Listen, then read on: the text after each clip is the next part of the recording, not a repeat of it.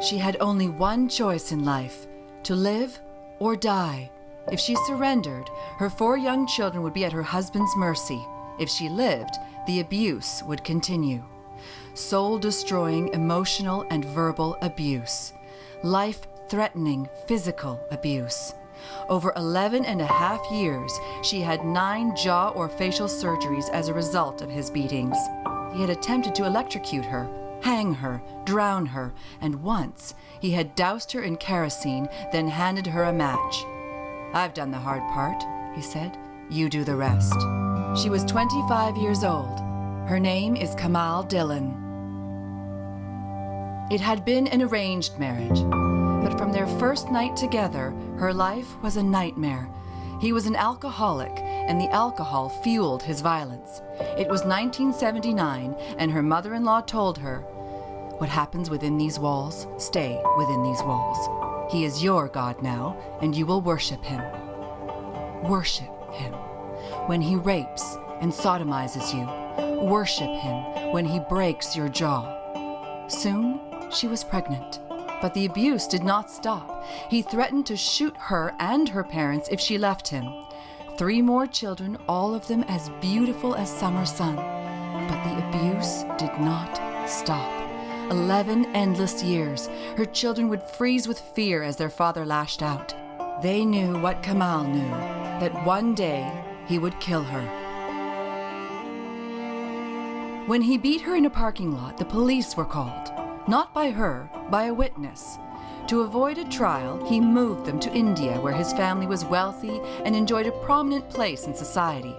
And the beatings got worse, now an almost daily occurrence. There was nowhere to turn, no hope to be found.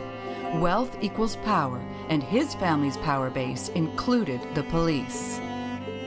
There are no miracles in this story, no last-minute reprieves. Just the powerful spirit of a young woman whose daily life, whose every minute was unimaginable. Finally, in desperation, she told his family she was moving to Canada. "Fine," they said, "but not with the children."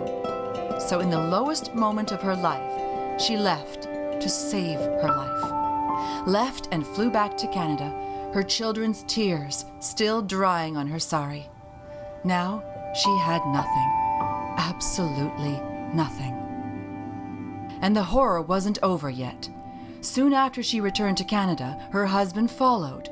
With no hope and no resources, she lived with him again. Soon after, her 2 eldest children were sent to join them, and the beatings resumed. Finally, in the middle of a dark night, she stole away with the children and went to a women's shelter. But he found her and dragged her home. She left again, and this time, he didn't find her. That year would see the 2 children and her running from shelter to shelter. Overriding her fear was the loss of her 2 youngest children still in India. Finally, she could stand it no longer, and in spite of her fear, she flew to India, marched into their school, and took them back to Canada with her. The children had been told she was dead. Words cannot describe the joy of their reunion. Back in Canada, Kamal finally set about building the life she had never known. She educated herself about finance and her legal rights. She went back to college and joined a church. Her husband finally gave up and returned to India, and Kamal began to soar. She was creating a new life and building a career while giving her children the loving, gentle home they had never known. She had numerous surgeries on her jaw to fix the damage he had done, but still lives with constant pain.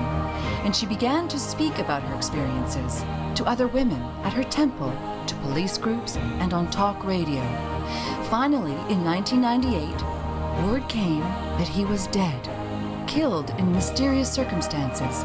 She and the children returned to India for his funeral.